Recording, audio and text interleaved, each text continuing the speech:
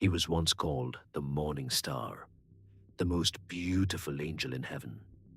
Today, he's the face of pure evil, drawn with horns, a tail, and a pitchfork. But here's the strange part. Nowhere in the original scriptures does that creature actually look like that. So who created the devil we know today? And why does every culture, every era, seem to need its own version of ultimate evil? Today, we're tracing one of the strangest evolutions in human storytelling, the figure of evil itself. From a heavenly prosecutor in ancient Judaism, to a fallen angel of pride, to a horned medieval monster, to billion-dollar movie villains and real-world dictators, the concept of evil has been reshaped again and again to fit the fears of every age. This isn't just a story about religion. It's a story about us, about what humanity has always needed evil to look like.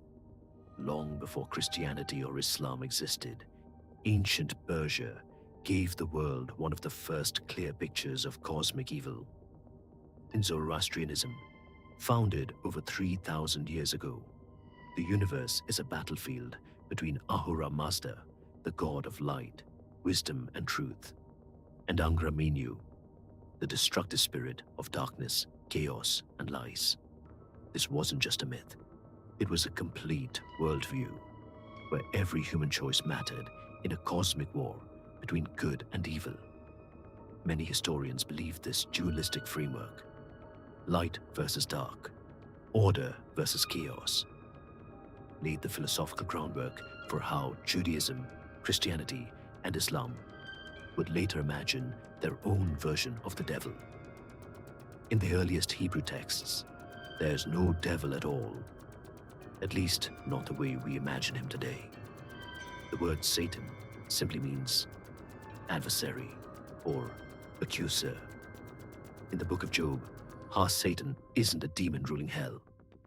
He's more like a prosecutor in God's heavenly court, testing the faith of believers with divine permission. He's not God's enemy. He's God's employee. It's only over centuries, especially after contact with Persian dualism during the Babylonian exile, that this courtroom figure slowly begins transforming into something far more independent and far more sinister. Here's something most people don't know. The name Lucifer was never originally about the devil at all. It comes from a passage in the book of Isaiah, written in Latin as Lucifer, meaning morning star or light bringer, actually referring to a Babylonian king mocked for his fallen pride. But early Christian theologians, reading this passage poetically, reinterpreted it as a secret reference to a rebellious angel who fell from heaven out of pride and vanity. Over time, Lucifer stopped being a metaphor for a fallen human king and became the actual, proper name of Satan himself, a translation choice that permanently changed Western religious imagination. By the time of the New Testament, Satan has fully transformed into a singular, independent force of evil, the tempter, the deceiver, the ruler of demons. The book of Revelation describes a great dragon cast down from heaven, and medieval theologians spent centuries elaborating on his appearance, his hierarchy of demons, and his role as humanity's eternal enemy. It's during the Middle Ages that the now familiar image emerges, horns borrowed from pagan nature gods like Pan and Cernunnos, a tail, cloven hooves, and burning red skin. None of this comes from scripture. It comes from medieval artists blending older pagan imagery with Christian fear, creating a visual language of evil that has survived almost unchanged for nearly 1,000 years. In Islamic tradition, the story takes a distinct turn. Iblis, originally one of the jinn, not a fallen angel as in Christianity, refuses God's command to bow before the newly created Adam, claiming he, made of fire, is superior to a being made of clay. This single act of arrogance and disobedience leads to his expulsion, and he becomes Shaitan, the whisperer who tempts humanity away from righteousness until the day of judgment. Unlike the medieval Christian monster, Iblis in Islamic theology is rarely depicted visually at all.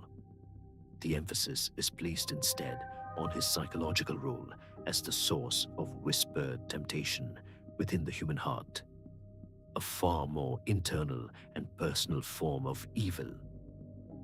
By the time we reach the Renaissance and beyond, the devil stops being purely a theological figure and becomes a literary one. Dante's Inferno gives us a vivid, almost geographical hell, with Satan frozen at its very center. But it's John Milton's Paradise Lost, published in 1667, that permanently changes how we relate to this character.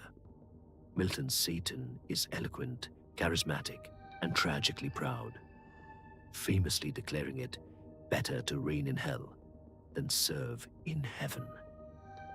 For the first time, evil isn't just monstrous, it's seductive, intelligent, and almost sympathetic. This single literary choice would echo through centuries of art, music, and eventually cinema. In the modern era, the devil never disappeared. He just changed costumes. Cinema, comic books, and video games inherited Milton's template. The charismatic, intelligent villain we almost root for, from classic horror films to modern superhero blockbusters. Audiences are consistently drawn to antagonists who reflect this same archetype.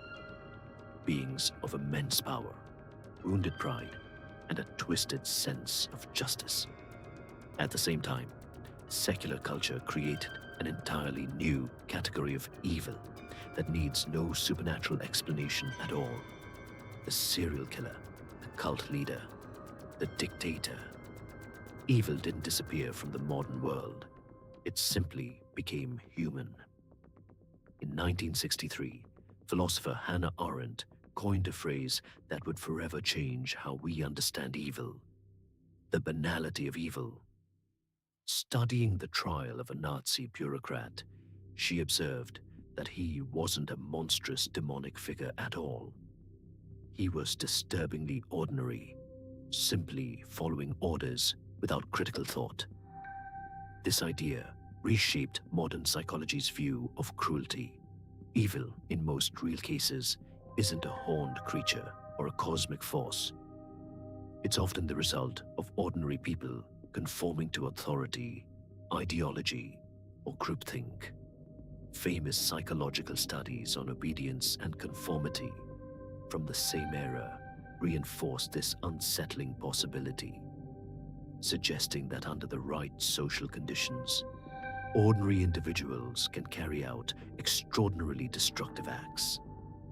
In a strange way, humanity replaced the supernatural devil with something far more disturbing: the idea that evil might live quietly in any one of us. From a heavenly prosecutor, to a fallen star, to a horned monster, to a tragic literary rebel, to the ordinary face of human cruelty, the figure of evil has never been fixed. It has always been a mirror, reshaped by whatever each era feared most: foreign gods, religious heresy, moral corruption, or the darker corners of human nature itself. Perhaps the most unsettling realization isn't that evil exists in some external form. It's that across every culture, every century, the one constant has always been us, and our endless need to give a face to the darkness we're afraid might live within.